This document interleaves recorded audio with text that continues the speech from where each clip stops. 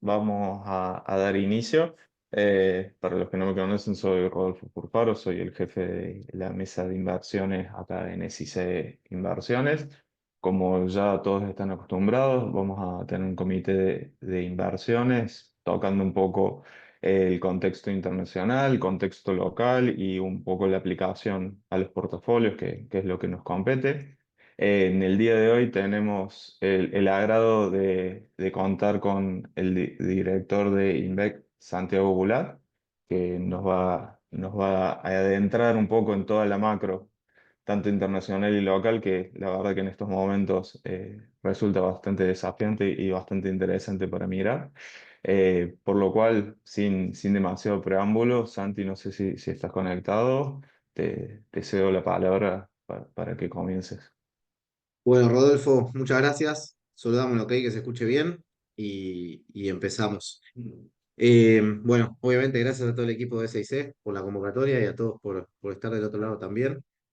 Vamos a hacer una presentación tal cual lo venía diciendo Rodolfo sobre la situación actual en varias aristas. El título de esto es El segundo semestre en busca de la credibilidad. Sabemos que el año que viene hay vencimientos fuertes de deuda y obviamente el gobierno se ata a su principal ancla que es lo fiscal. Ahora vamos a repasar un poco eso. Vamos primero a recorrer el contexto internacional, qué es lo que está pasando, qué es lo que pasó ayer en particular, obviamente que siempre hay incertidumbre, pero qué es lo que viene pasando en particular y qué efectos puede tener en Argentina. El seguimiento del programa económico, cómo viene en términos fiscales, cambiarios, monetarios en general, cómo está dando la inflación, los últimos indicadores de alta frecuencia que tenemos nosotros. Y por último vamos a ver un poquito la actividad real, qué está pasando con la actividad económica, que probablemente es el flanco que el gobierno necesita que empiece a reaccionar rápido. Para eso creo que el rol del Ministerio de Desregulación y todo lo que tiene que ver con el régimen de grandes inversiones va a tener un efecto favorable o debería por lo menos tenerlo. Sin demasiado me voy a la primera parte que tiene que ver con lo internacional. Bien, ¿qué es lo que vimos ayer en particular? Un movimiento que tiene alguna diferencia en relación a lo que viene pasando en el mundo. Si nos fijamos cuál es el movimiento que hemos tenido luego de que las tasas fueron prácticamente a cero en un escenario del COVID, acá en el mes de abril, que venían subiendo. Prácticamente Estados Unidos venía subiendo la tasa, luego de el COVID vuelven las tasas a cero, sobre todo para fomentar la actividad económica en un momento de parate, y nuevamente vemos que acá las tasas volvieron a aumentar fuertemente. El pionero en esto fue Brasil. Brasil empieza una suba de tasas mucho antes de lo que empieza el resto, incluso de otros países, y ahora empieza el proceso de bajas. Lo que probablemente empecemos a ver ahora y en el mes de septiembre es que haya una baja de aproximadamente 0,5 de la Fed. Algo que sorprendió al mercado por la negativa es que la Reserva Federal iba a reducir las tasas de interés. Había una expectativa de que pudiera reducir las tasas de interés en julio, pero dados los números de actividad económica y con una actividad económica todavía pujante, eso es lo que decía el comunicado de la Reserva Federal, bueno, eso llevaría a que no tengan que tomar esa decisión. Ahora lo vamos a ver en una filmina en un ratito, que en realidad esa decisión parece que no fue del todo acertada, porque el desempleo vino peor de lo esperado, la generación de empleo vino peor de lo esperado.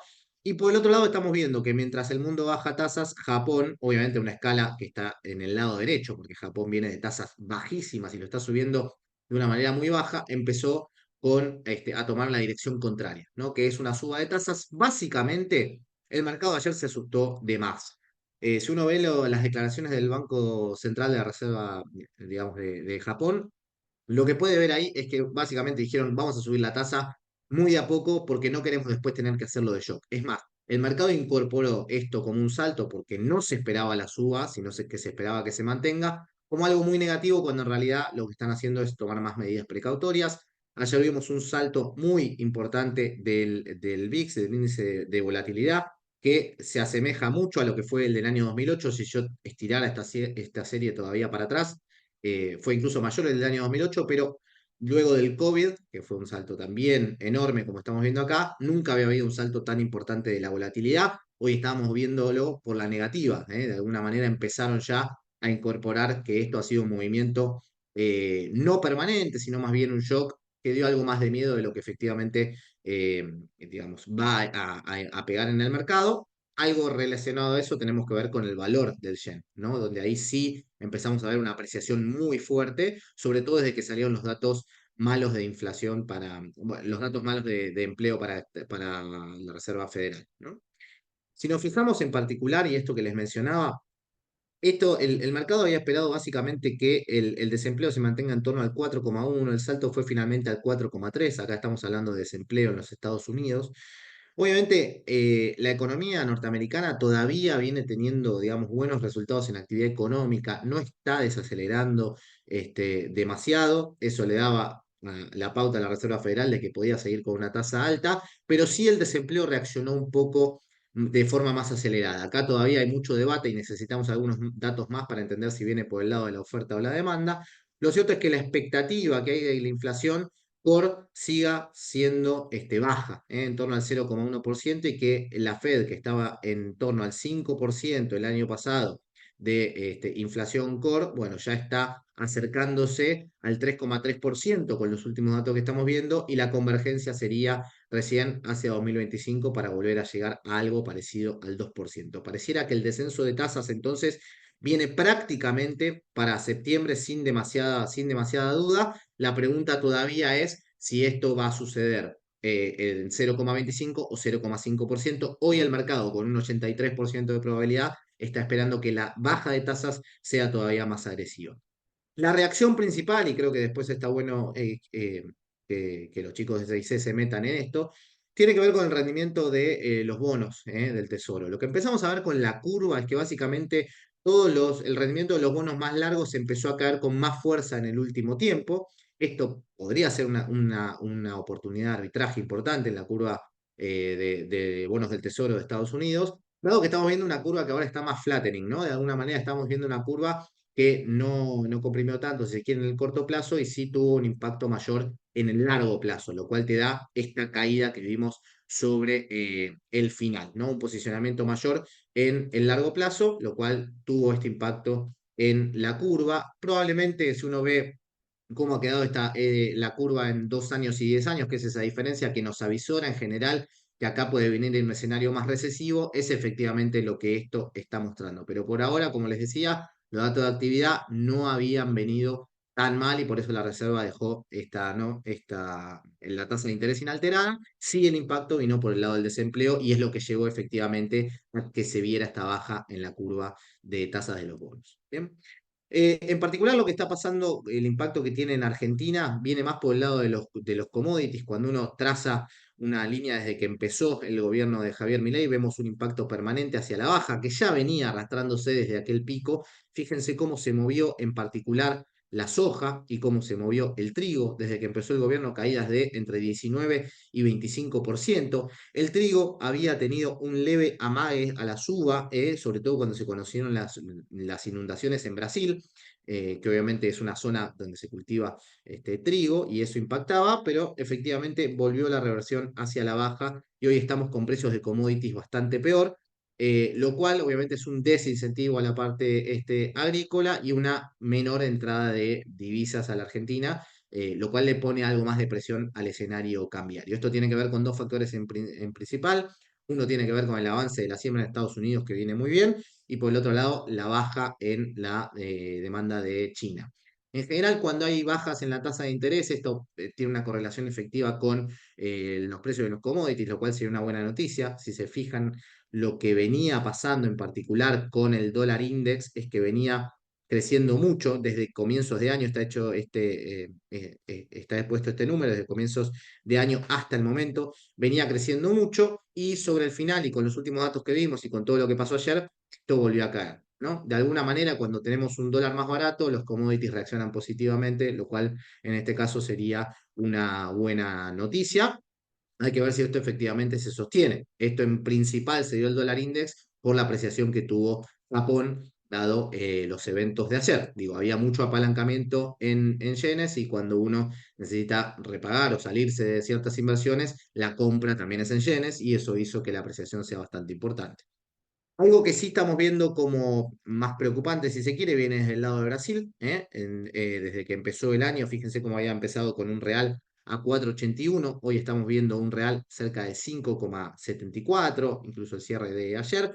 Una suba muy importante que en gran medida tiene que ver con lo fiscal. Los resultados fiscales de Brasil fueron bastante negativos, vinieron todos peor. El déficit de mayo y de junio vino peor de lo esperado, lo cual llevó a que el gobierno tome decisiones de un congelamiento presupuestario para ganar cierta confianza en los mercados nuevamente, pero Brasil, un poco sometido a lo que está pasando con los commodities y un poco, sobre todo, diría que por la reforma tributaria que están impulsando y por ciertas medidas por decreto que ha sacado el gobierno de Lula, bueno, esto te llevó a que efectivamente tengas un deterioro en el real. Esto obviamente también es una complicación para Argentina, con lo cual diría que los dos frentes a monitorear que más impacto pueden tener viene por el lado de Brasil y viene también por las decisiones obviamente que tome la Reserva Federal y cómo el dólar sigue apreciándose o no, que eso va a tener un efecto en los commodities. Buena noticia por el lado agrícola en particular es que hoy se bajaron retenciones a ciertos productos.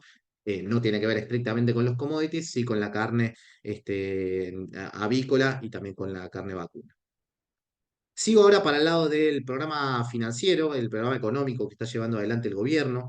Voy primero a los números fiscales, todavía no tenemos los números fiscales del mes de julio, pero fíjense la gran diferencia que hubo. Esto es un gráfico que quienes nos siguen lo habrán visto y siempre está bueno darle seguimiento.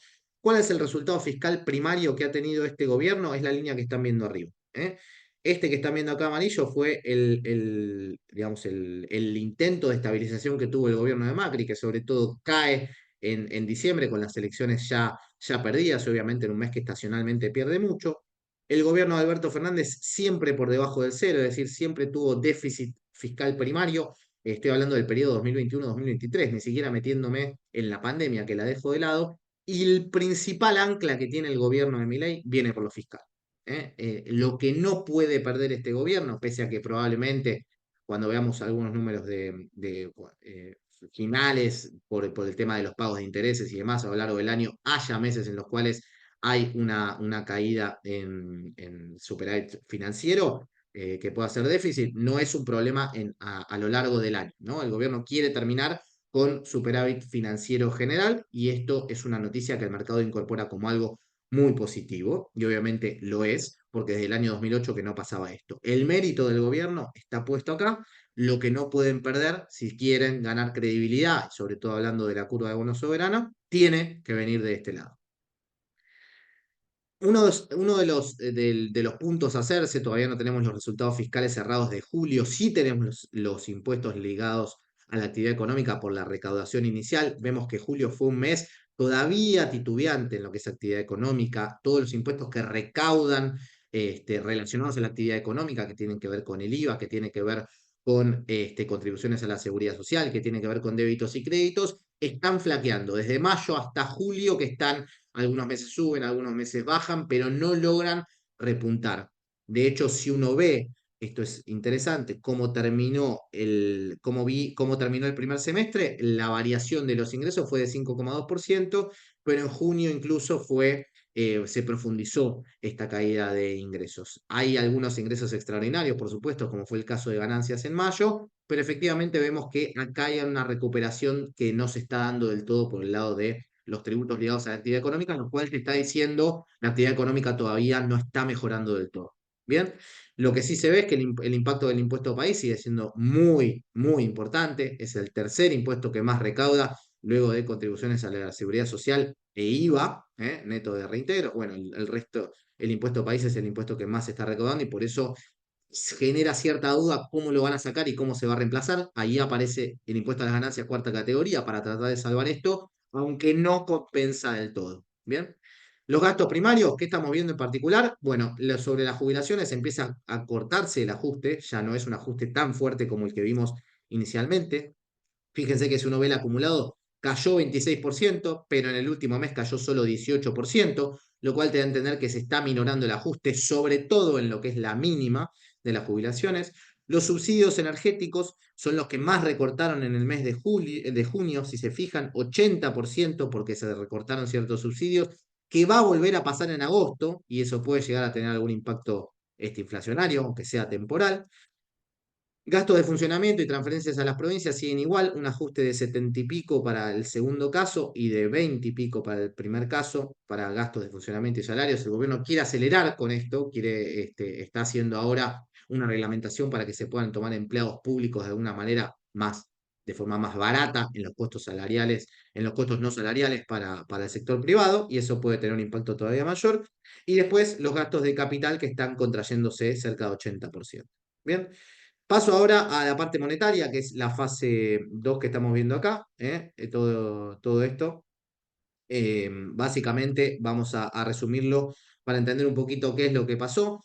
Veníamos viendo que el gobierno venía siendo expansivo, digamos, de alguna manera. Este programa que fue contractivo en diciembre en términos monetarios, contractivo en enero, contractivo en febrero en términos reales, contractivo en marzo, a partir de abril empezó a ser un poco más expansivo monetariamente, lo cual también tuvo su impacto en la brecha cambiaria.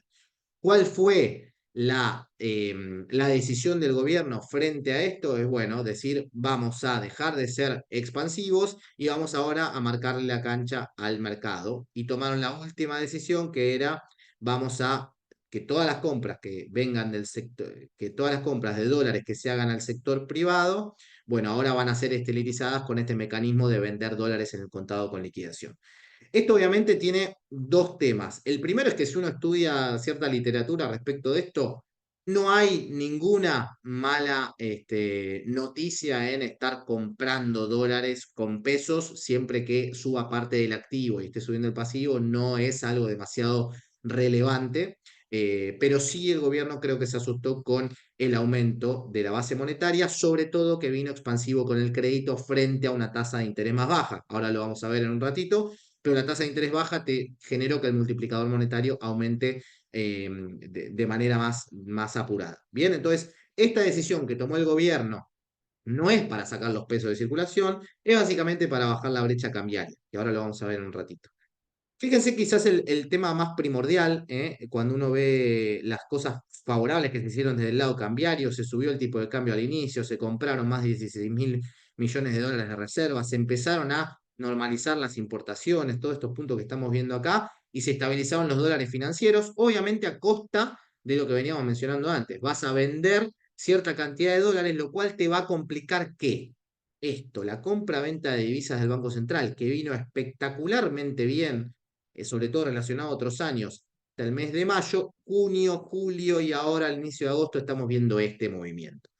Quiere decir que el Banco Central está empezando a dejar de comprar dólares y eso el mercado lo toma como una señal negativa, sobre todo si vos comprás y después lo salís a vender para bajar la brecha cambiaria y para esterilizar los pesos que dan dando vueltas, eso puede ser una señal negativa. Y fíjense cómo todas las reservas, digamos, todas las mediciones de reservas empezaron a descender desde sus picos máximos, que habían estado digamos, en números positivos, por encima de cero las reservas netas, y ahora empezaron a estar algo por debajo, si uno lo incluye Bob Real, vas a estar cerca de 5 mil millones de dólares negativos los últimos datos que tenemos de reservas netas, y obviamente esto genera preocupación porque necesitas que crezca tanto la cuenta del superávit como la cuenta de reservas.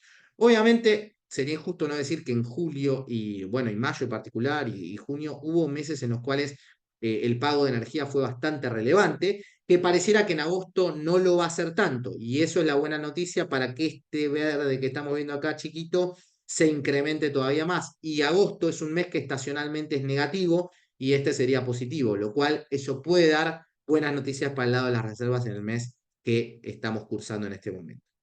Fíjense la preocupación por dónde llega. Estos son los perfiles de vencimiento del Tesoro, tanto en pesos como en dólares. No tengo demasiados comentarios para hacer de lo que está pasando en la parte de pesos, pero sí, digamos, el gobierno está logrando, luego de canjes y de nuevas licitaciones que hicieron, de pasar de convertir de alguna manera toda esta curva de vencimientos que estaba colocada en bonos SER, bueno, empezar a hacer licitaciones que estuvieran a tasa fija. Hoy el gobierno está tratando de convencer con una tasa de interés más atractiva, ahora también los vamos a detener un ratito en eso, una tasa de interés que está superando, que esperan que supera la inflación en el curso de este mes, bueno, empieza a ser más atractivo para el mercado, que no presta muy a largo plazo, pero en el corto está convalidando la tasa fija, que es uno de los indicadores necesarios para normalizar la curva de pesos, que en abril prácticamente había 3 bonos. Bueno, hoy estamos hablando de que la curva esa empieza a estar normalizada, lo cual es un punto muy favorable dentro de la curva de pesos.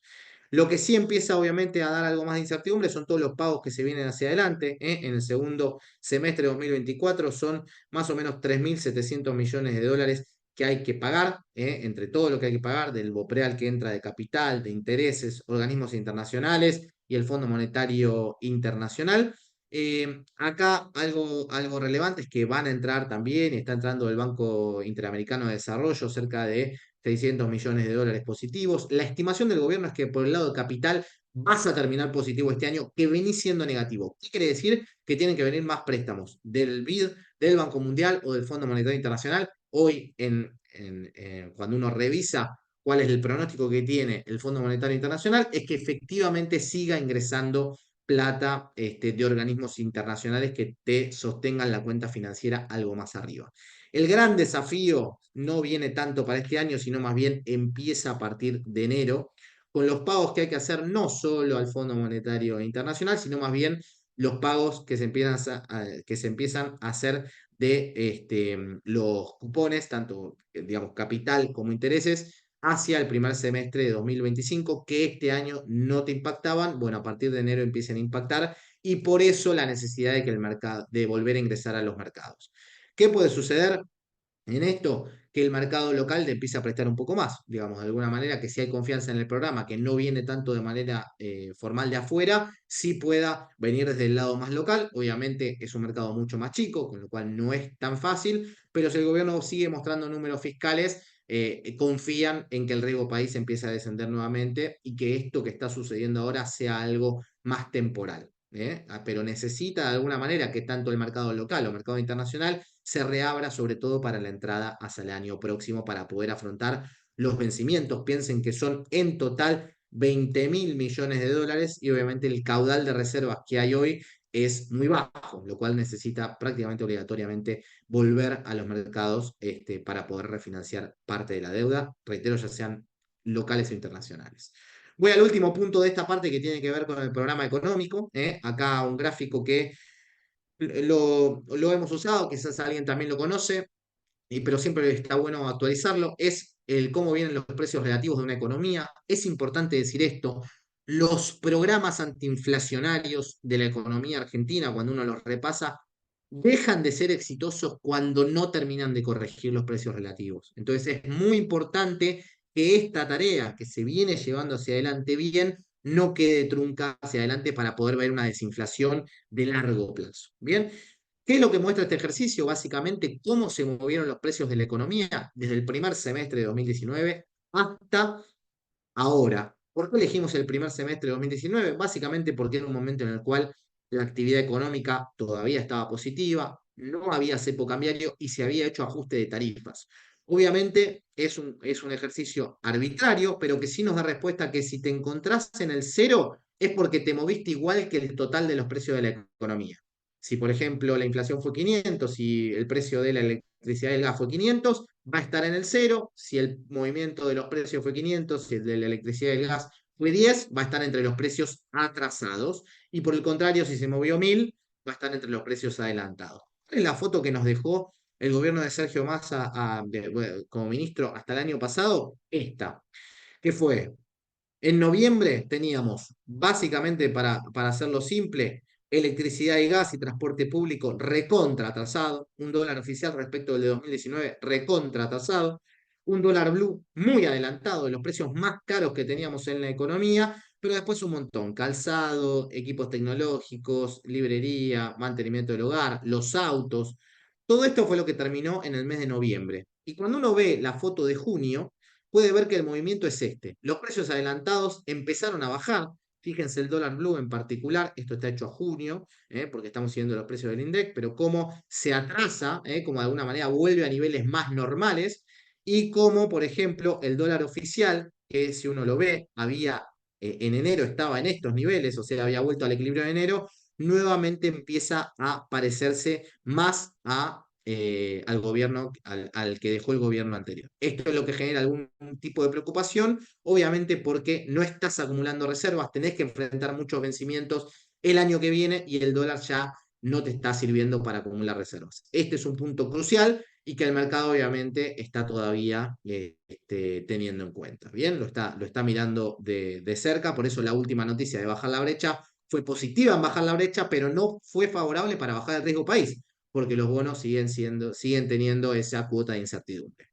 Un cálculo que tenemos hecho nosotros es que esta curva que estamos viendo acá incluye cerca de 9 puntos de inflación reprimida.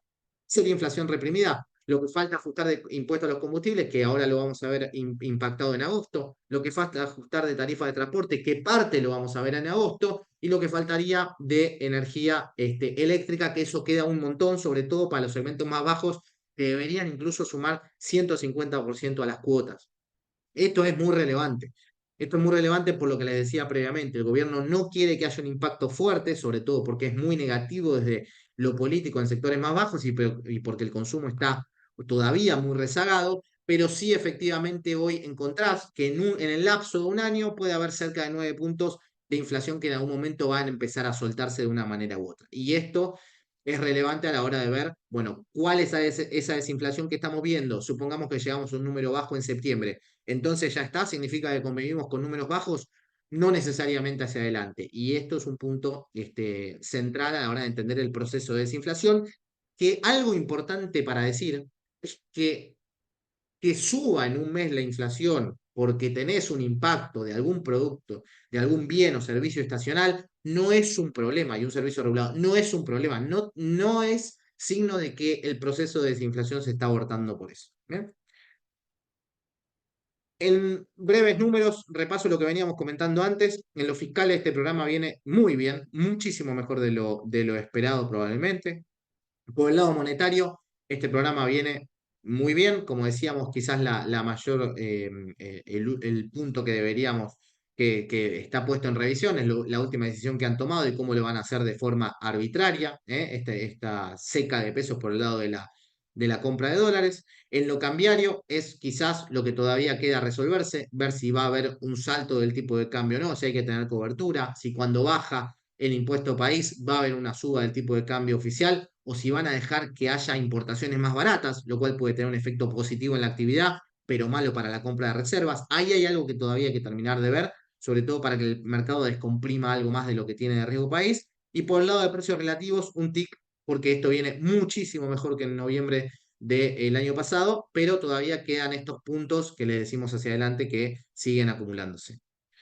Vamos a la parte 2 que es a la parte de Frente Monetario y Cambiario. Fíjense lo que viene pasando en el último tiempo con la brecha cambiaria. Si uno hace un repaso de lo que fue esta historia de brecha cambiaria desde enero de 2020 hasta julio, lo que se ve básicamente es que luego de la salida de la pandemia, con un excedente de pesos muy fuerte y una actividad económica que empezaba a levantar, la brecha se fue al 150%. Lo que se llamó el plan platita, la brecha llegó al 133%. Cuando sale Guzmán eyectado, entra Batakis y luego se va Batakis, la brecha roza el 160%. Y en un momento en el cual el gobierno de Javier Milei, digamos, ya estaba próximo a asumir o ya había ganado, en un contexto que decía voy a dolarizar, con una masa de pesos enorme y muy pocos dólares, la brecha cambiaria era realmente muy elevada. Lo que se vio en el último tiempo, obviamente, es un cepo cambiario que incluso se puso más estricto en algunas cosas, ni bien arrancó el gobierno.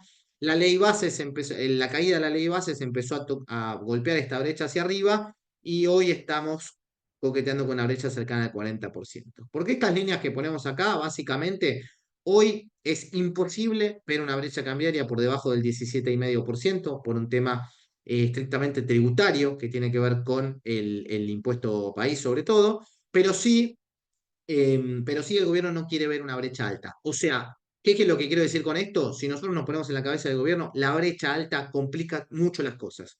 Y tener una brecha cercana al 60% lo que puede hacerte es que siempre te lleve a mayor inestabilidad.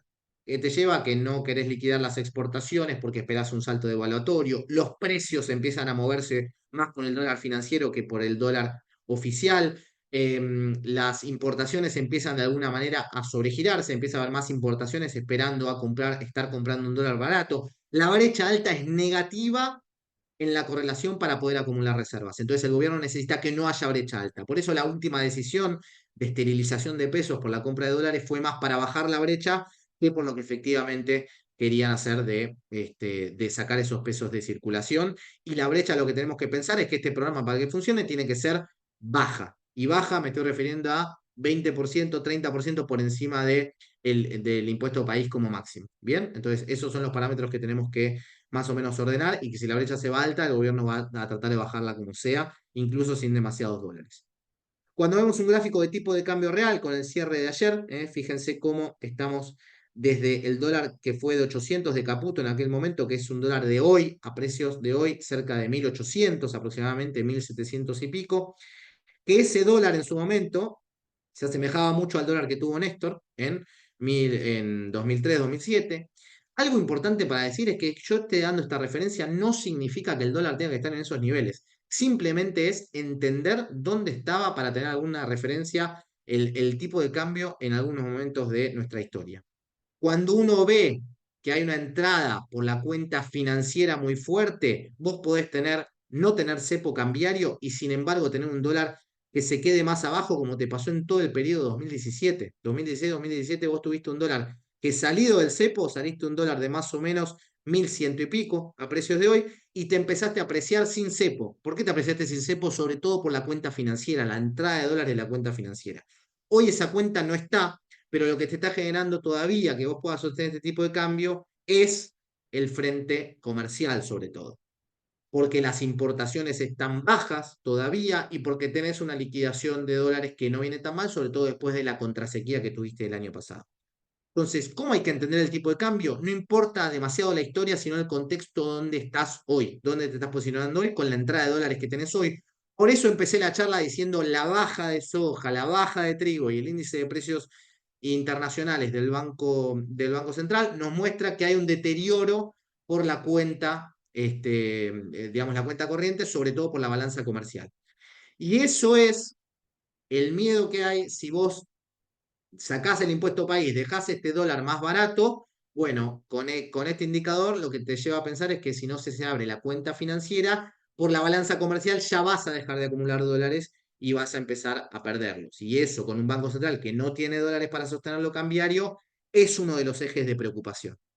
Entonces, ¿cuál es el punto con este tipo de cambio actual? Que si la cuenta financiera estuviera súper abierta, sobre todo porque no hay cepo, probablemente este tipo de cambio podría ser sostenible, sobre todo si tenés superávit fiscal. Bueno, hoy eso no está pasando. No es la misma situación que había en 2016-2017. Por eso este tipo de cambios, si las importaciones repuntaran por un repunte de la actividad económica, sería más difícil de sostener en un contexto donde no tenés reservas, como mostramos previamente. Bien. ¿Qué es lo que está viendo el mercado en distintas situaciones? Bueno, el ROFEX ayer cierra a 1.129. Si uno fuera el crawling del 2%, llegaría un dólar a diciembre de 1.027.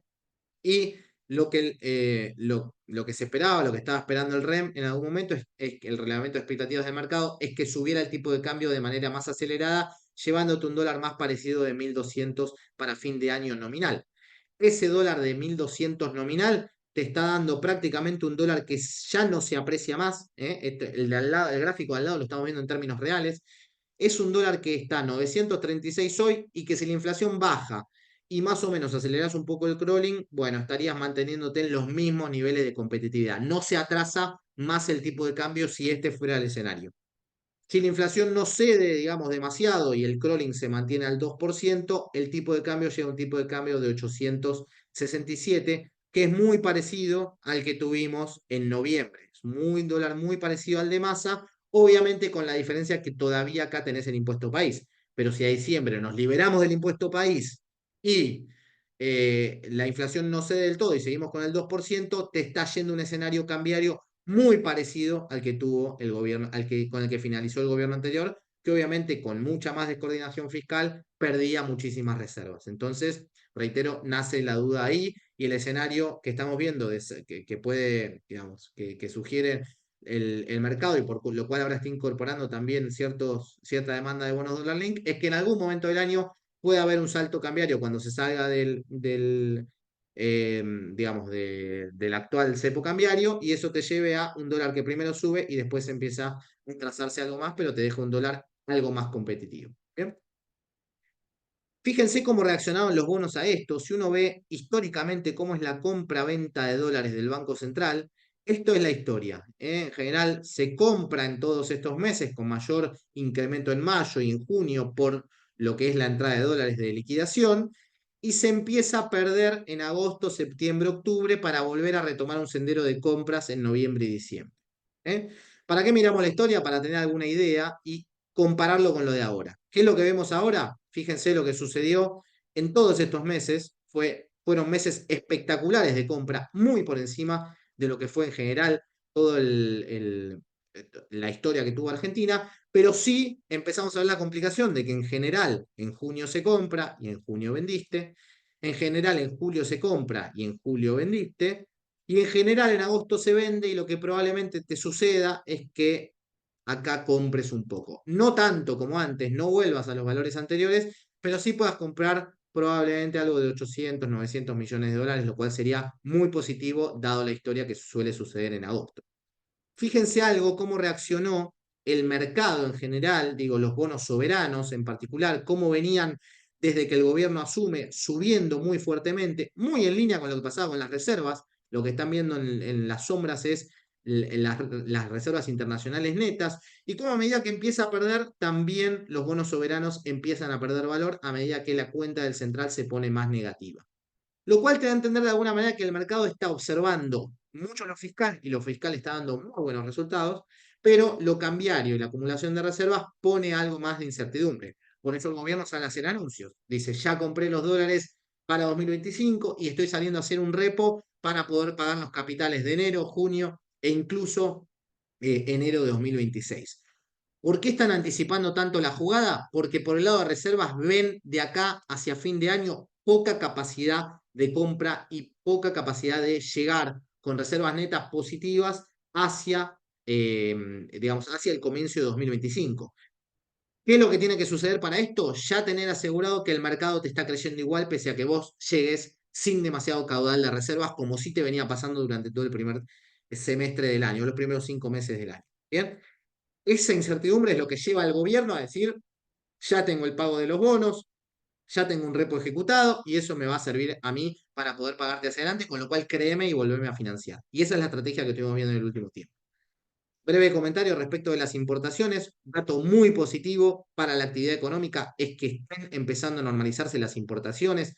Se flexibilizó el pago de 120 días que había, pasó a 60 días. Ya para las MIPYMES esto había ocurrido. Empiezan a liberarse un poco más la capacidad de liquidación, si se quiere. O sea, ya no hay que liquidar en servicios hasta 24.000, y de alguna manera hay cierta restricción más para el dólar financiero, que es más que nada una señal, no va a impactar tanto en el mercado de cambios.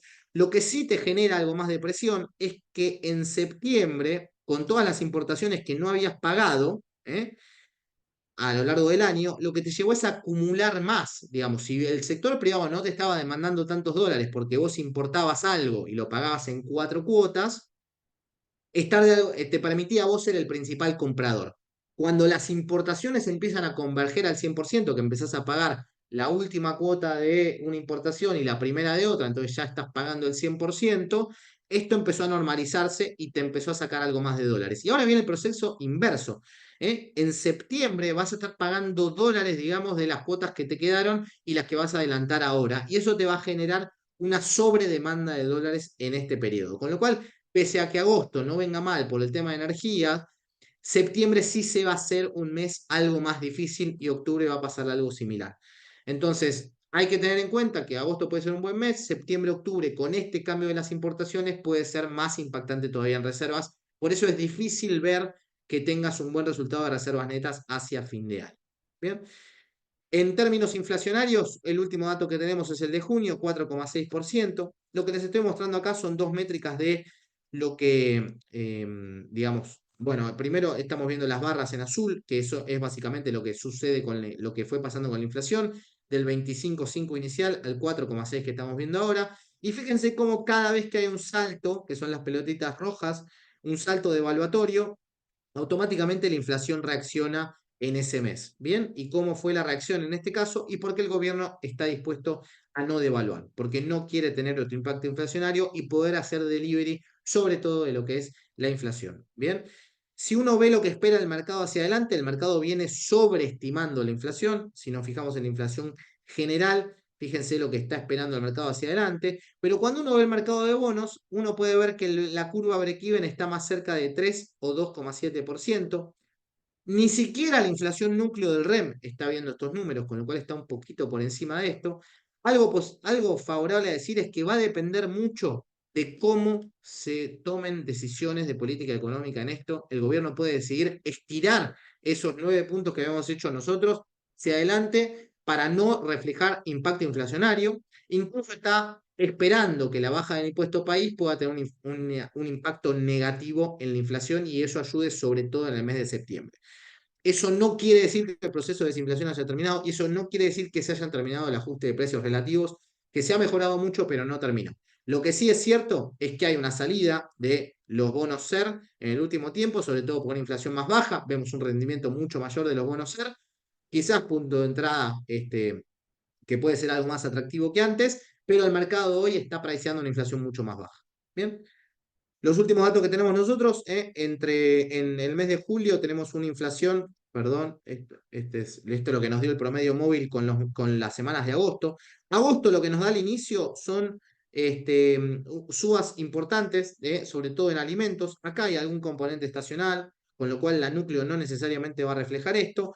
Lo que sí nos da es que julio habría terminado la inflación entre 3,6 y 4,5%, dependiendo del impacto de la estacionalidad, cómo te termina afectando, pero es una inflación que puede estar rondando el 4% en el mes de julio y que sea un nuevo descenso que el gobierno obviamente puede mostrar. Reitero, el mercado está viendo una inflación más abajo. Para nosotros el arranque de agosto fue malo con esta inflación de alimentos y bebidas en la primera semana, con lo cual hay que monitorear cómo siguen de acá en adelante, pero siempre digamos, lo que está pasando de alguna manera es que la inflación bajó muy rápido de 25 a 4 y obviamente bajarla de 4 a 2, sobre todo pensando en un crawling del 2%, no va a ser tan sencillo, sobre todo con los ajustes de precios que quedan. Vemos lo que pasa con el nivel de tasas de interés. Bueno, básicamente la tasa empieza a converger desde el 130% que veíamos en aquel momento y cómo la inflación anualizada empieza a converger. Empezamos a ver ahora, estos puntitos que están viendo acá, es como vienen las licitaciones de las LECAPs, que prácticamente una inflación que si nosotros consideramos que desciende al 4%, como mencionábamos antes, ya las tasas empiezan a estar positivas. Caputo había avisado, se viene el proceso de tasas reales positivas, lo cual obviamente impacta también los plazos fijos, empieza a haber plazos fijos algo más arriba, que habían llegado a un punto muy, muy bajo, y lo otro empieza a estar en el lado de los préstamos. Digo, para quienes sean tomadores de plata, empezamos a ver también que ya los préstamos personales y los adelantos empezaron a pegar esta vuelta. Si uno piensa en un contexto en el cual el gobierno va a controlar la cantidad de dinero, que parece ser una nueva métrica, hoy lo que queda entonces no fijo es la tasa de interés y si aumenta la demanda de dinero en un contexto de pesos, digamos, contractivos, de pesos que no se van a expandir, bueno, ahí va a haber una suba de tasas de interés que claramente es lo que empezamos ya a ver sobre el final. Todavía sigue siendo oportunidad de sacar créditos baratos, pero probablemente podamos ver tasas que ya dejen de caer y que se sostengan algo más al alza, como bien empezamos a ver con los instrumentos en pesos, que el mercado empieza a incorporar instrumentos a tasa fija, como mencionábamos antes. Fíjense las suscripciones, esto no está hecho en los días de agosto, está hecho sobre todo desde que empezó el gobierno hasta ahora, digamos hasta los últimos días de julio. Lo que se ve es que básicamente cuando uno ve las suscripciones netas que hubo a fondos comunes de inversión, los bonos SER empezaron, digamos, hubo salida de los bonos SER, sobre todo al cierre de julio, que empezamos a ver mayores rendimientos, pero hubo entrada neta, sobre todo en julio, a fondos comunes de inversión dólar link. De alguna manera, todo el escenario cambiario que venimos planteando con las pros y contras que estamos viendo hacia adelante generó mayor incertidumbre y el posible levantamiento del cepo, todo el mercado lo está esperando que se acomode más hacia arriba de lo que pueda converger a un escenario de que el dólar financiero se acople al dólar comercial que estamos viendo hoy. Más bien el mercado lo ve presionando arriba y por eso las suscripciones a los fondos dólar link que empezaron a ganar, digamos, posiciones cuando luego de la devaluación todas las suscripciones fueron negativas de alguna manera. Estaba muy lejos la devaluación, hoy el mercado empieza a apreciar que la devaluación está más cerca, sobre todo frente a la salida del cepo cambiario. Acá, como les decía, reactivación del lado de los préstamos, que es lo que empezó a pasar en el último tiempo. Los préstamos en dólares, sobre todo la Prefi de exportaciones, había levantado mucho desde el mes de febrero. Y cuando uno ve el mercado de crédito en pesos, empezó a levantar sobre todo desde el mes de mayo y empieza a consolidarse en los prendarios, en los créditos personales, en los documentos, en los adelantos. Prácticamente el crédito con una tasa de interés más baja fue uno de los expansores monetarios de la economía y obviamente que el gobierno confía en que esto sea uno de los expansores de la actividad económica, que es a lo que vamos a saltearnos en este momento. ¿Qué es lo que se ve básicamente de la actividad económica en particular? Cuando uno ve las recuperaciones potenciales que puede haber este año, fíjense lo que fue nuestra historia en esto. Nosotros tuvimos una salida de la contrasequía que hubo en el año 2012, en la salida en B corta, fíjense cómo repuntó esto en B corta. ¿Por qué no podríamos hacerlo en B corta nuevamente durante este año? En gran medida por factores externos, de cuáles son los precios externos que tenemos hoy, y que el salario real no había tenido baja en aquel momento. Entonces la situación se plantea diferente. Fíjense lo que fue la salida del año 2014, luego de la devaluación, en forma de U. Cuando uno ve el 2016, también fue en forma de U, luego de la devaluación. La salida digamos, la crisis que tuvo Macri, el gobierno de Cambiemos, luego de abril, cuando empezó la crisis cambiaria, esto es la famosa forma de L, que nunca se terminó de levantar, pese a subas y bajadas, terminó siendo negativo, y la salida del COVID, que efectivamente fue en B corta. ¿Dónde dejó el gobierno anterior en términos de actividad económica? Acá. Este punto que estamos viendo acá es como una actividad económica ya venía cayendo, profundiza mucho más con el gobierno de Milei y empieza a pegar la vuelta ahora.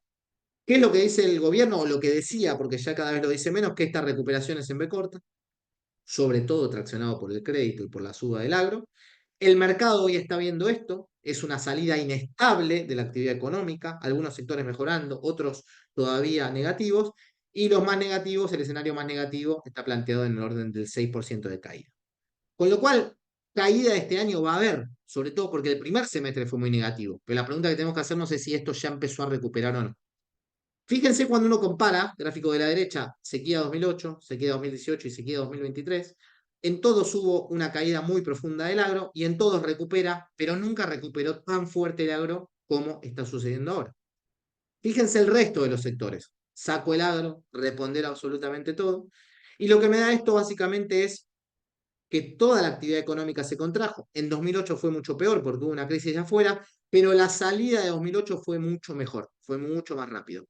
2018, te quedaste ahí abajo, siempre en variaciones negativas, no saliste, es esta L que estás viendo acá. Y ahora lo que vemos prácticamente es el siguiente movimiento. Nos metemos en la recesión incluso más profunda de 2018 y recién estamos viendo si esto recupera hacia algo positivo o si nos mantenemos todavía en la fase negativa. Bien, que esa sería la mala noticia para el gobierno. Haber salido de la espiralización inflacionaria, pero meterte en una recesión difícil de sortear. Cuando uno ve el semáforo, básicamente de cómo venían los sectores hacia diciembre de 2023, básicamente uno ve que había muchos sectores ligados al sector externo, como minería, petróleo y demás, ocupación hotelera sobre todo, que venían traccionando muy bien. Brecha cambiaria te deja algunos sectores muy expansivos, como por ejemplo la ocupación hotelera de los no residentes, con brecha cambiaria Argentina queda muy barato, sobre todo era 200%. El patentamiento de motos, el patentamiento de autos, todo esto era muy favorable. ¿Qué se metía en el amarillo? Sobre todo por la caída que se vio en diciembre, la producción de gas, la industria, las ventas minoristas, todo esto ligado al consumo interno estaba más complicado y obviamente sobre el final tenemos a los peores sectores que fueron construcción sobre el final, muy ligado a la obra pública sobre todo, crédito al sector privado que ahora empieza a recuperar, pero el año pasado lo terminó horrible, y después la liquidación de divisas que había estado muy mal por la sequía. ¿Qué es lo que empieza a pasar ahora por el contrario? Bueno, muchos sectores que estaban negativos empiezan a estar positivos. Acá meto al agro, el agro creciendo 70%, las escrituras en la ciudad de Buenos Aires todavía con precios muy bajos están muy positivos. La llegada de turistas todavía sigue traccionando, pero todo lo ligado al sector externo está jugando otro partido. Lejos de lo que pasa en la coyuntura, y sobre todo esto el RIGI lo puede potenciar todavía más, la minería, el petróleo, el gas, todo esto está funcionando por un sector diferente a lo que pasa con el consumo interno. ¿Qué es lo que sucede con el consumo interno? Todo el resto se está metiendo y se metió en la recesión. Bien, todo cae frente al año pasado. La industria, los supermercados, las ventas, el patentamiento de motos, el shopping, patentamiento de autos, producción de autos, construcción, todo se metió en una crisis muy importante. Pero obviamente, los que están del otro lado me dirán, yo ya sé que todo cae contra el año pasado, mi pregunta es cómo viene repuntando frente a los meses previos. Y uno puede ver que es, como les decía, inestable. Donde estamos ahora es transitando el valle de la actividad económica. Es abril, dio números muy positivos, despacho de cemento dio bien, índice construya dio bien, patentamiento de auto dio bien. Pareciera que marzo había sido el piso. Mayo dio bastante positivo casi todo, aunque la producción de autos, por ejemplo, cayó, los pasajeros de cabotaje cayeron, la recaudación dio peor en IVA, entonces empezó a dar algunas señales. Junio dio más rojo, prácticamente creció la recaudación, pero el resto de sectores empezaron a meterse para abajo y julio arranca mucho más positivo.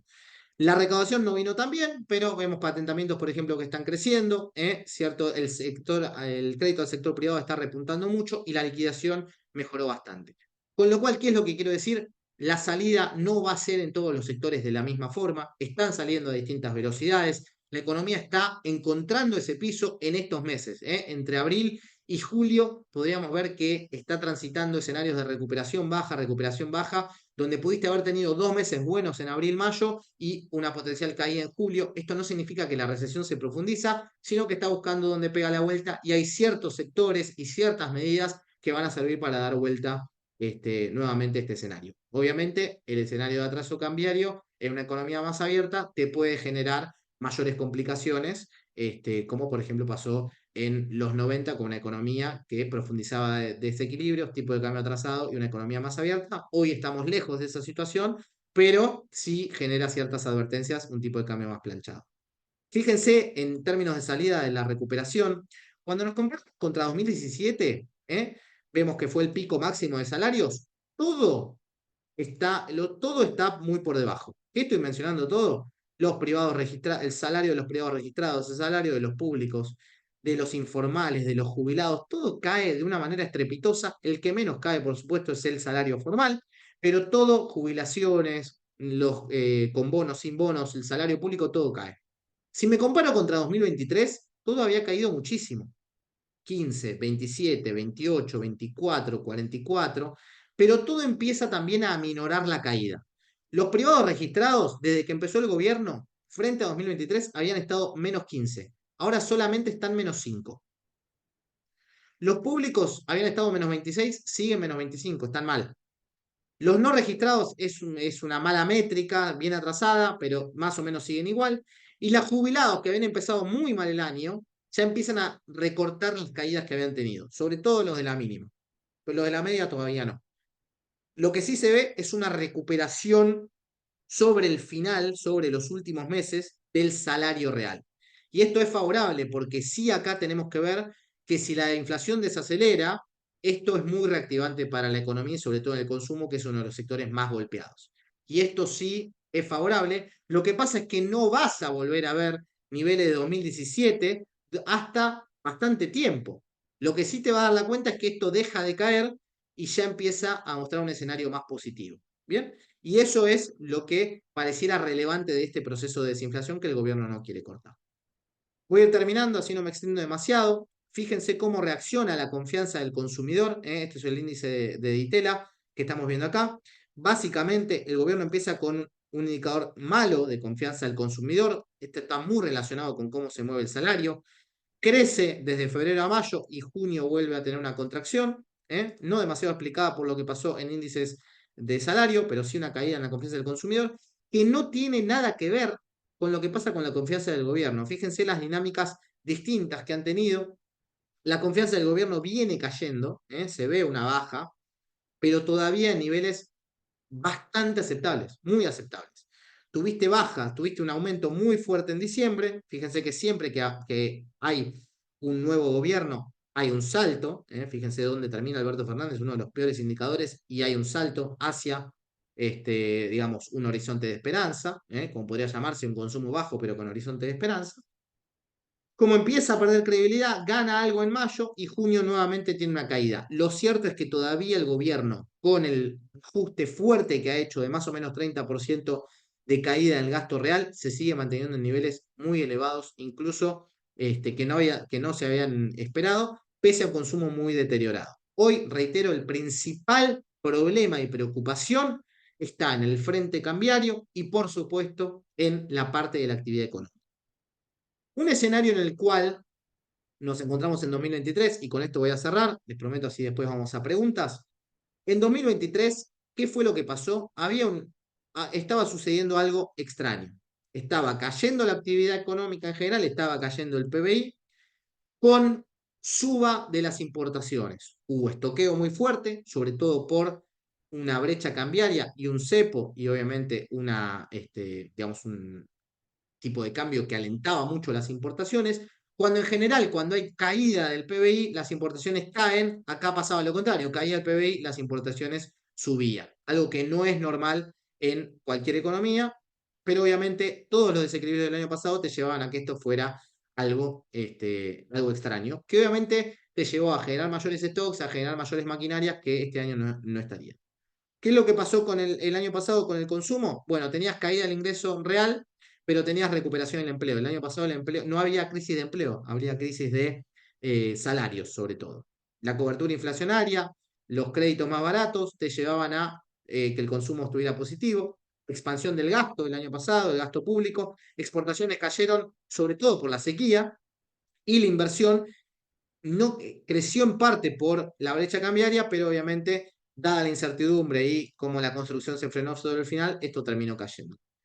¿Qué es lo que esperamos para 2024? Básicamente es una economía que, como decíamos, hizo un piso, pero tremendo. La caída de la actividad económica fue fuertísima durante el primer semestre. Lo único que traccionó positivo fue la parte de exportaciones, sobre todo por la contrasequía, pero todo con gasto público hacia la baja, caída en los ingresos, como mostrábamos antes, diferimiento de pago de las importaciones y haber sobreestoqueado antes, la construcción que no se está haciendo nada, todo eso lleva hacia la baja. ¿Qué es lo que empezaría a pasar ahora en este segundo semestre que estamos transitando y con la necesidad de recuperar algo de confianza?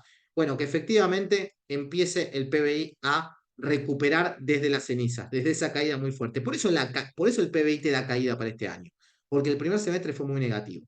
¿Qué es lo que empieza a pasar con las importaciones? Se normaliza el proceso, empezás a dejar atrás los stocks, las importaciones empiezan a crecer, aunque en el total te da muy negativo. La caída de ingresos reales ya pasó lo peor, como veníamos viendo, pero la recuperación va a ser lenta. No espera una recuperación gigante de los salarios reales. Quizás sí en ciertas actividades, pero no en el total de la economía. De hecho, estamos viendo pérdida en el empleo, sobre todo en el sector privado. El gobierno va a seguir con un ajuste muy fuerte, pero lo que se ve ahora es que empieza a desacelerar el ajuste. No se termina el ajuste va a seguir, pero de una manera poco más aminorada, si se quiere, este no va a ser el factor que tracciona hacia adelante. Las exportaciones van a seguir creciendo y la inversión empieza, hay que ver, obviamente mucho depende del RIGI, cómo va a seguir hacia adelante. Con esto cierro hacia 2025, el escenario favorable en que esto sale bien, que no hay una crisis cambiaria como veníamos viendo, se abre el mercado externo de afuera, que es el escenario positivo, te lleva a un crecimiento que el FMI también convalida cerca del 3%, sobre todo traccionado por lo que tiene que ver con exportaciones y la inversión tanto local como internacional. Reitero, lo cambiario es importante, la actividad económica y el sostenimiento de muchas de las actividades, sobre todo que dependen del consumo local, van a darte la pauta de si este escenario se puede dar o no hacia adelante. Y con esto termino. Muchas gracias. Perdón la extensión, Rodolfo. Hola Santiago, buen día. Aníbal te habla. Hola Rodo, buen día. Bueno, Este, genial. como siempre, gracias por la exposición, ha sido muy clara y estamos on time. Ninguna demora. Les recuerdo a todos los participantes que pueden poner sus preguntas ahí en el chat. Antes de entrar por ahí un par de temas netamente financieros, hablamos en una previa de ver algunas cuestiones que tienen que ver con cómo impacta todos estos posibles escenarios externos e internos en los activos financieros. dos preguntas que tienen que ver a este tema de, que vos pusiste mucho énfasis, del nivel de actividad, de recuperación de la demanda, de tipo de cambio. Y mencionaste los 90. Eh, Hoy quizás el punto que más está en boga es cuestionar el esquema cambiario, ¿no? Bueno, el tipo de cambio real, si se atrasa, las reservas. Olvidándonos por un momento del tema de que Argentina tiene que pagar la deuda externa, que vos y casi todos los que estamos en los mercados sabemos que en el mundo la deuda no se paga, pero a diferencia de lo que hace Argentina, que defaultearla, se rolea, ¿sí? Total. Son bastante más vivos que nosotros al final del día. Por supuesto que con este nivel de riesgo país no se puede. Hay una gran parte de la deuda argentina que es con organismos multilaterales. Hay una gran parte de la deuda argentina que es intraestado, creo que eso por ahí no se menciona. Tanto, mucho de la deuda en pesos, pero también una parte importante de la deuda en dólares. Entonces, supongamos o aislemos por un momento ese problema, ¿no? O esa situación. ¿Cómo ves de probable, más allá de que hay decisiones por tomar, de esto que el gobierno está buscando, ¿no? Que la desinflación pueda permitir que no por inflación, valga la comparativa, se genere demanda, sino por aumento del salario real, aumento del crédito, que quizás todavía no alcancen los niveles, en algunos casos del 2023 o anteriores, pero que ya empiecen a dar la vuelta, a crecer en el margen, como se suele decir, mes sobre otro, impulsado también por algunos sectores dinámicos que parecerían estar funcionando más allá del resto, ¿no? Como mencionaste claramente, petróleo, gas, minería, que son una fuente, es como por un minuto las divisas de corto plazo, pero de movimiento. Y en ese escenario, y justamente ahí sí, incorporando estos nuevos actores y demás, y tomando el tema de los 90, un atraso del tipo de cambio ¿te puede generar una crisis en los próximos 3 barra 6 meses o es un llamado de atención para el largo plazo? Porque acordemos que la convertibilidad No. empezó en el 91 y terminamos saliendo en el 2000, digamos, prácticamente en el 2002. O sea, vivimos 10 años, ¿sí? Con esa situación. Con alguna salvedad, nunca tuviste superávit fiscal, tuviste al inicio reformas de fondos muy importantes, pero después no tuviste otras. ¿Cómo ves esto, no? Decís, bueno, pará, no sé si Argentina va a ser Alemania, pero de acá a 6 meses, 12 meses, digamos, de acá hasta la próxima cosecha gruesa, ¿el tipo de cambio puede explotar en condiciones normales o es un llamado de atención? La actividad, por cómo viene la mano y si no hay alguna sorpresa, un shock muy fuerte, ¿daría sustento, inclusive hasta político, a este gobierno para llegar mejor? Está buenísima la pregunta, Aníbal, y me parece que es el gran punto que todos nos hacemos ahora.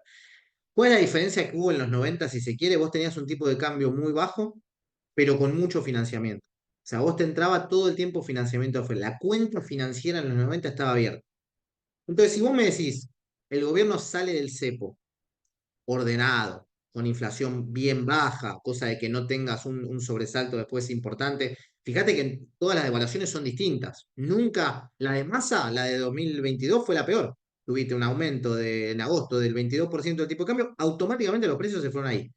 Eso no pasa siempre y no necesariamente es así. De hecho, la de 2015 fue muy distinta, tardó como 10 meses en acoplarse a la suba de precios. Entonces, ¿qué quiero decir con esto? Em, el gobierno tiene la chance de salir digamos, del cepo cambiario actual, de ir desarmándolo, y si se abre la cuenta financiera, yo creo que improbablemente vos veas un salto cambiario demasiado relevante. Y si lo ves, no necesariamente va a tener un impacto en precios muy fuerte.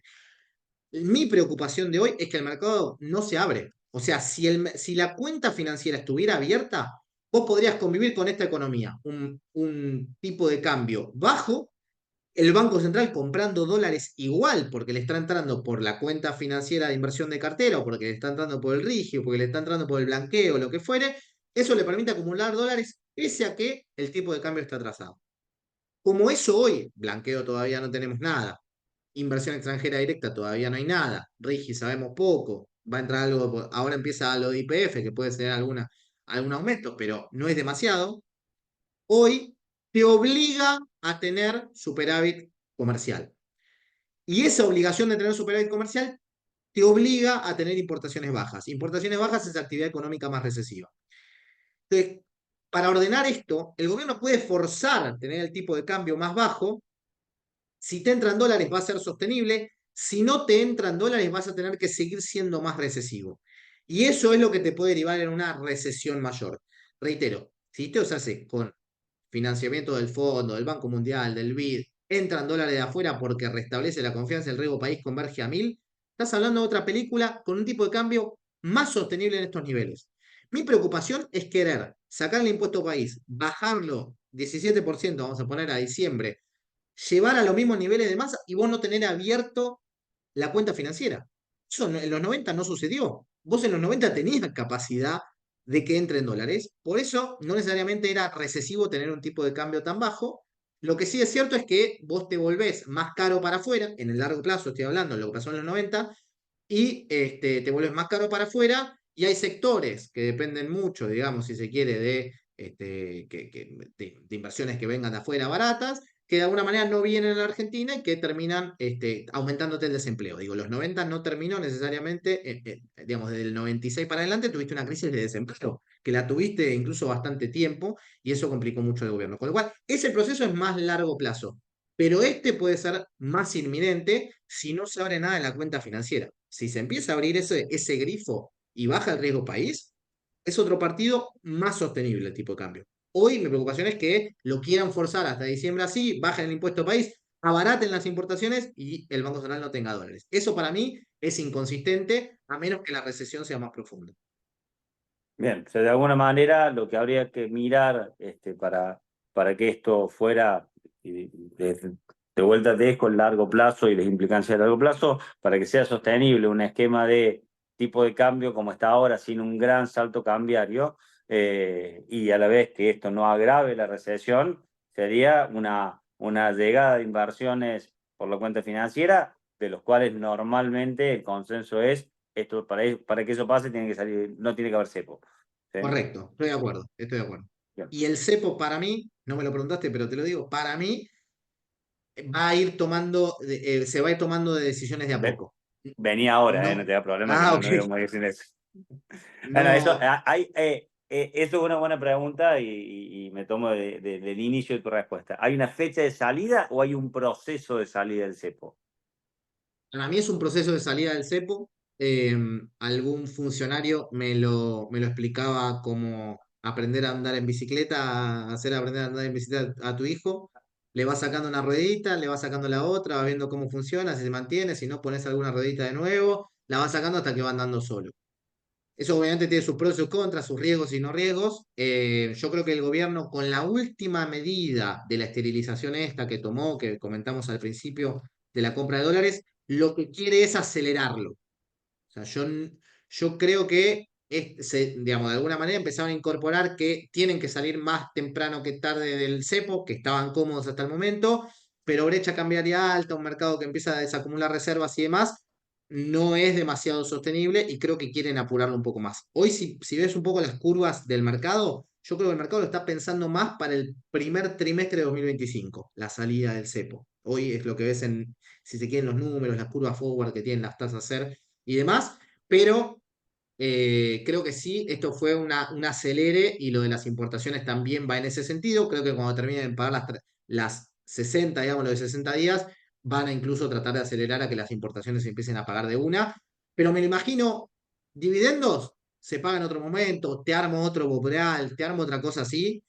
Comercial empiezo a tratar de que el flujo esté un poco más activo en el corto plazo para que la actividad económica no caiga tanto. Comprar dólares en el home banking, no me lo imagino. ¿Para qué te voy a dejar comprar dólares en el home banking si ya aprendiste a comprar MEP o lo pueden comprar por SIC? No tiene sentido, digamos. Entonces, son cositas que para mí no creo que mi ley un día se levante y diga vayan a comprar dólares al home banking, esto se terminó, sino más bien algo más progresivo y sobre todo pensando más en lo productivo, si se quiere, que en el giro de dividendos, que eso le van a encontrar alguna otra vuelta inmediata. Hago un breve stop porque vamos a volver a Argentina, pero para darle un orden, y porque somos una LIC y tenemos que ver un poco los impactos en los activos financieros de todo lo que pusiste. Y ahí dejo tanto a Rodo como Emiliano para avanzar. ¿Es una oportunidad de compra el tema de las acciones en Estados Unidos, esta corrección? Porque ni siquiera es una gran caída, no llegaste ni siquiera a los niveles de principio de año, ¿no? O sea, hay que poner en perspectiva, ¿sí? Desde dónde arrancaste y a dónde estás. cómo están viendo un poco eso, cómo ven todo este tema de la burbuja de la IA, si están así, había evaluaciones muy estiradas, están viendo algún impacto en la parte de acciones y a partir de ahí ver también cómo viene la perspectiva de ustedes con la tasa, mencionaste el flattening, ¿sí? ¿Vos te imaginás la tasa larga bajando más todavía? ¿O es como un overshooting, digamos, de lo que pasa, ¿no? El mercado financiero tiene sus momentos de pánico. Yo hubiera creído que es una oportunidad para salir lo que pasó con la suba ahora, con la baja de la tasa, si se quiere, en la curva más larga. Pues me pareció una oportunidad para salir. Creo que no va a haber demasiada ahí baja de rendimientos todavía ahí. Sí, lo que está por ver, sí, un poco lo que pricea el mercado es que por ahí puede venir una recesión más inminente y eso creo que lo va a llevar a tomar la Reserva Federal una decisión un poco más drástica. Ahora hay poco consenso incluso en la decisión de no haber bajado la tasa antes. Los datos vinieron al día siguiente, malos, con lo cual eso puso un poco de incertidumbre al mercado en general. Me imagino una desaceleración en la actividad económica de Estados Unidos. No sé si necesariamente es momento de entrar, hay que ver cada uno de los sectores, por supuesto, pero sí me imagino una curva que es más para salir del tramo largo y pasarse más al corto, y una actividad económica que pueda sufrir algo más de desaceleración, por lo menos en el corto plazo. Eso lo veo venir. Y en cuanto a la IA, me cuesta, vengo leyendo bastante del tema. Hay evaluaciones que son realmente impresionantes. Digo, cuando uno ve el price to earning de muchas compañías, venía realmente sobregirado si uno lo piensa como evaluaciones tradicionales, pero tenés un tema de earnings que también viene muy bien en muchas compañías. Digamos, hay balances que han venido balances complicados, obviamente lo hemos visto con Tesla, Amazon y demás, pero hay compañías que ya incluso, digamos, te muestran un cambio como si fuera una especie de revolución industrial, una revolución digital, que es difícil ver si los cálculos usuales de price to earning que hacemos siempre tienen sentido para estas evaluaciones. Lo cierto es que es un buen momento o lo fue por lo menos hasta hace poquito, para tomar ganancias de algo que venía fuerte. No me imagino un colapso demasiado más importante de lo que vimos hasta ahora de Estados Unidos en general. Una corrección que se puede mantener ahí abajo, pero durante un tiempo, pero no veo que esto sea un colapso, ni mucho menos de los mercados internacionales.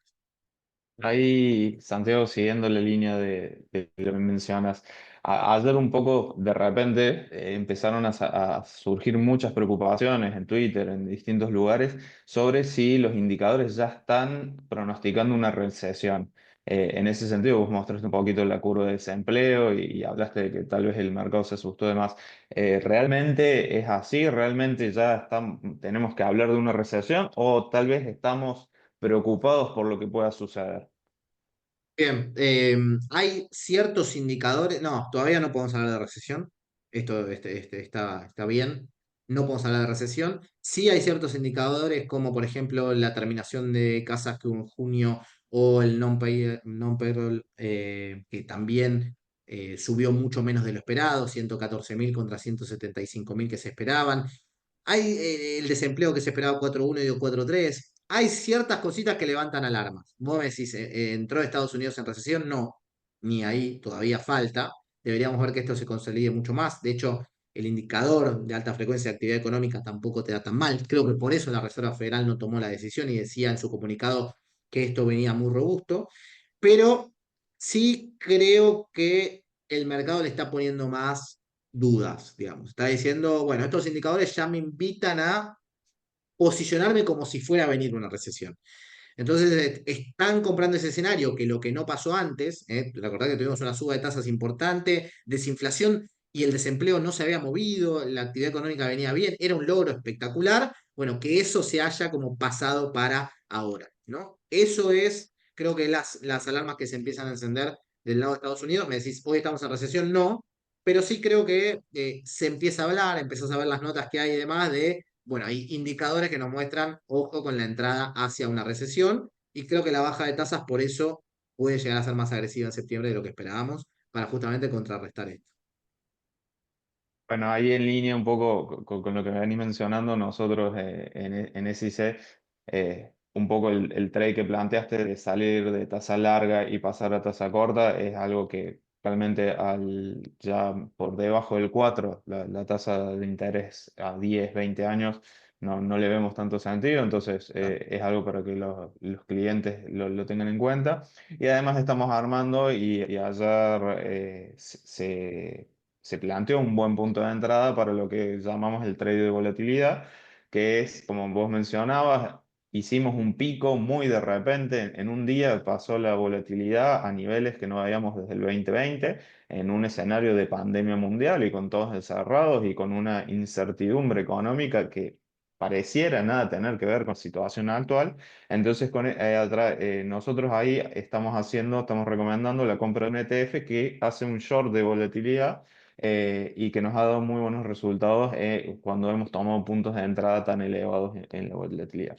Pero te Ok. llevo rapidito de nuevo a Argentina y a lo que nos compete, que es la parte de portafolios y de carteras. Vos ahí mencionaste esto de la necesidad de bajar el riesgo país para poder refinanciar la deuda del año que viene con los pagos que se tiene y que por esto el gobierno sale a anunciar un poco que ya tiene la capacidad de pagarlo para tranquilizar el mercado y un poco bajar el riesgo país para que después el costo y la prima que se tenga que pagar no sea tan elevado.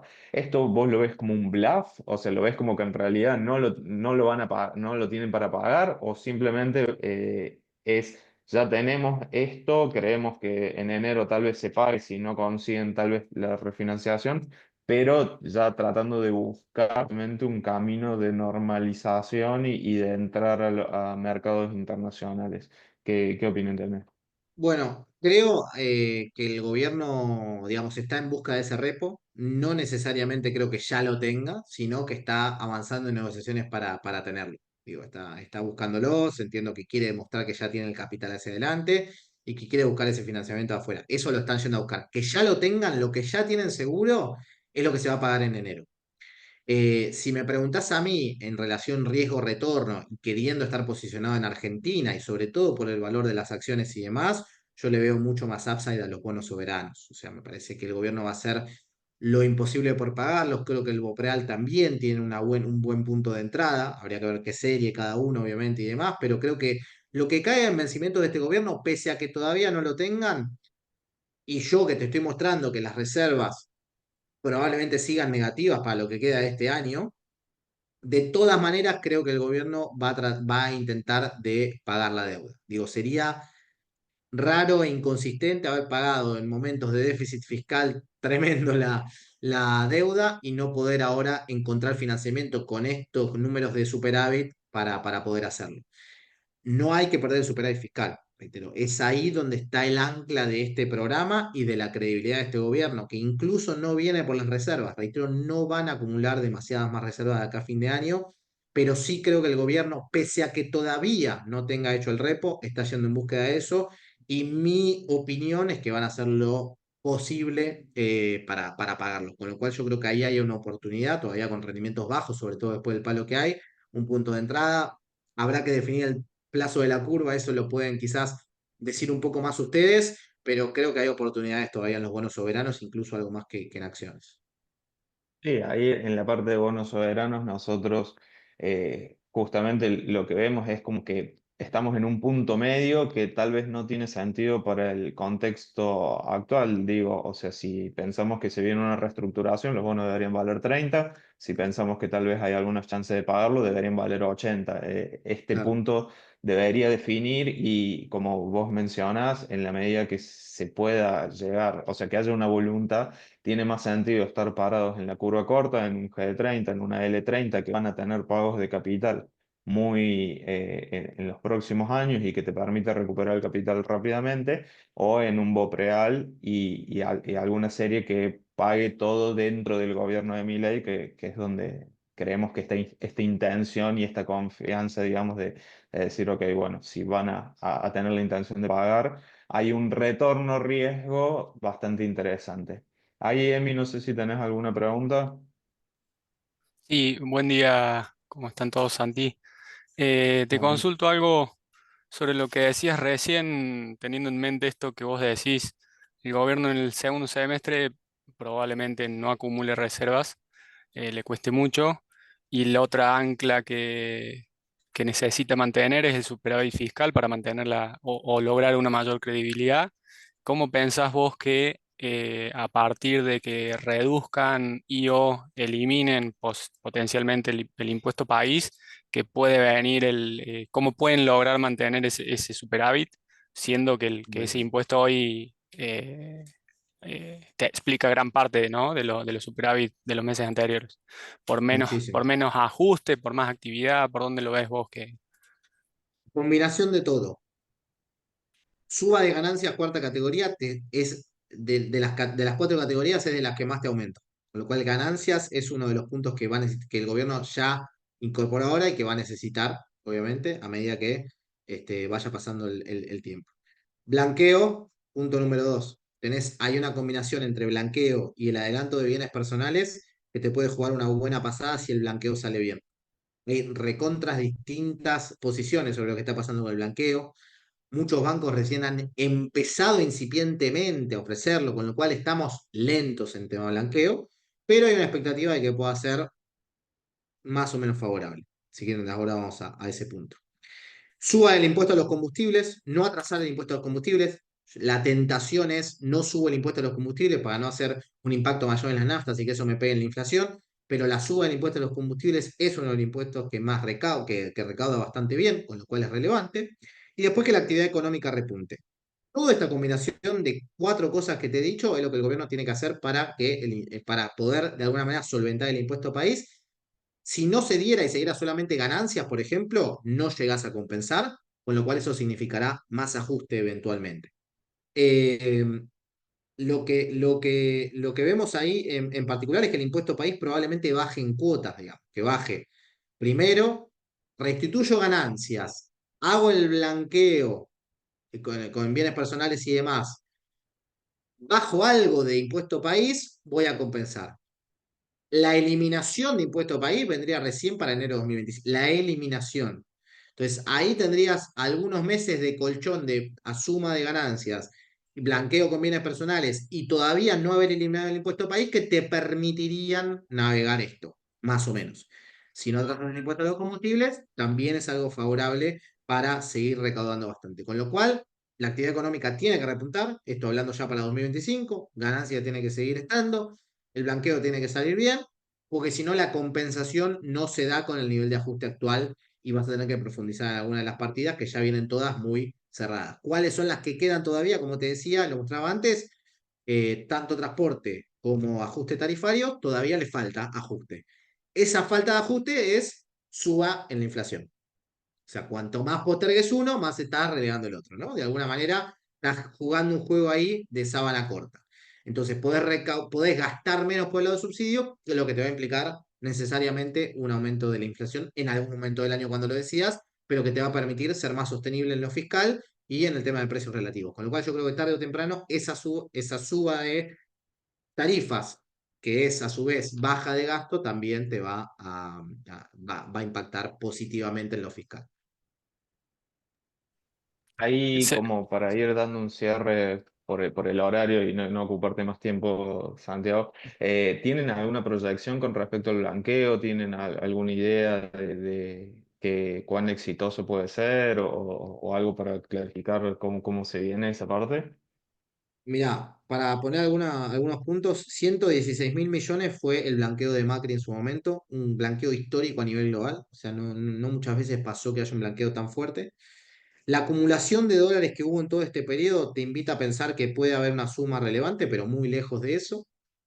Estimaciones que el gobierno no te dice, pero que te dice gente que está cerca de los números y qué sé yo, te dice que esto puede ser entre 20 y 25.000 millones de dólares blanqueados por total. ¿Eso quiere decir que de todos cobrás? No, para nada. Hay mucho chiquitaje que vuelve también, que es positivo para el nivel de reservas brutas y lo que fuere, que no necesariamente paga impuestos, que no necesariamente se va a liquidar en el mercado. O sea, lo que puede entrar líquido al mercado, para mí, lo bueno que puede tener el blanqueo viene más por lo que puede llegar a recaudar tributariamente que por lo que necesariamente viene a pagarse, si se quiere, en dólares. No te va a hacer demasiado ruido y movimiento en lo cambiario estrictamente, sí te puede mejorar, obviamente, que haya más activos, no solamente pagando el impuesto inicial, sino que empiecen a pagar bienes personales, empiecen a pagar ganancias, compren activos, todo eso puede ser un flujo positivo. Estimaciones oficiales no hay, nadie te dice nada del gobierno. Sí, extraoficiales entre 20.000 y 25.000 millones. Cuando yo hablo con ciertos bancos, me dicen, esto viene lento. O sea, todavía hay estimaciones que podría hacer. Por ahora no estamos viendo esa celeridad que debería darle. Y piensen que esto vence en septiembre de este año, digamos, la primera parte de este blanqueo que es la más atractiva. Entonces, deberíamos empezar a ver que noticias sobre el blanqueo debería empezar a ver en este tiempo, ¿no? En estos meses que corren ahora, para ver si tuvo efectivamente impacto o no. Comentario y pregunta bonus track, el blanqueo, por lo que hablamos con mucha gente también, eh, los números que voy a decir son quizás hasta optimistas. Está claro que el blanqueo tiene poca finalidad fiscal y hasta de reserva sí tiene finalidad de aumento del nivel de actividad, o sea, está todo previsto, hasta el tema este de que podés hacer operaciones en una especie de corralito de blanqueo, o sea, entre cuentas especiales de blanqueo se pueden comprar cosas y pasar plata, o sea, Correcto, creemos correcto. que tiene eso, veremos el nivel de confianza que inspiran. Pero teniendo en cuenta todo lo que está haciendo el gobierno, y para cerrar, y esto que vos decías del proceso, la unificación cambiaria que debería acontecer en algún momento de los próximos meses. Los activos dólar link, ¿la captarían? Vos ves que si vos hoy compras un activo dólar link a tasa cero, que vence el año que viene a 950 mangos, en algún momento vas a tener un dólar, cara chica o cara grande, pero verde. ¿Sí? ¿Eso es lo probable o eso lo ves como que no, no vamos a ver eso por un tiempo más prolongado?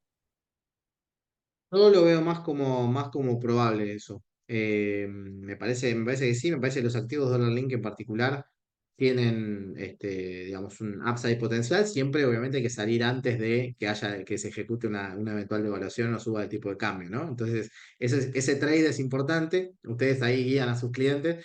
Pero efectivamente tenés que, bueno, estamos viendo más suscripciones a fondos Dollar Link. De alguna manera se empieza a ver que hay mayor atractivo. Yo creo que es una buena posición para estar. No me imagino yo que este dólar sea muy sostenible, como les decía, por el panorama actual por lo menos, con lo cual me imagino más un dólar que vaya hacia arriba, más de que converja hacia abajo, y eso me parece que tiene upside para los bonos dólar link hacia adelante, siempre saliendo antes, y el timing ahí es fundamental de que ocurra la eventual devaluación. Reitero que para mí la salida del cepo es de a poco, no es de un día para otro. Entonces el impacto en el precio puede ser cambiante. Una de las opciones que baraja el mercado es que haya una baja del impuesto país y una compensación cambiaria sin necesariamente tener el efecto inflacionario, porque vos ya tenés a los productos transables 17,5% arriba de lo que es el tipo de cambio oficial, y vos podrías bajar el impuesto país, supongamos entero, subir el tipo de cambio igual por esa misma proporción y no tener un impacto inflacionario demasiado relevante, y sin embargo el tipo de cambio oficial subió, digamos, el A3500. Entonces ahí tenés una suba del tipo de cambio que en realidad no va a tener un impacto inflacionario, así que me parece que eso es un buen trade y sería lógico por parte del gobierno. Perfecto. Bueno, si no hay más preguntas, vamos dando el cierre. Te quiero agradecer mucho, Santiago, por esta presentación tan clara en un momento tan complicado a veces. O sea, ya que se nos complique la parte internacional, más la local, con todos los desafíos que tenemos. Pero la Total. verdad que ha sido una clase magistral, así que bueno, muchas gracias a vos y muchas gracias a todos los que participaron. Y con esto, bueno, damos cierre al comité del día de la fecha. Muchas gracias a todos, saludos y gracias, Isa, como siempre. Chau, chau. Gracias, Santi.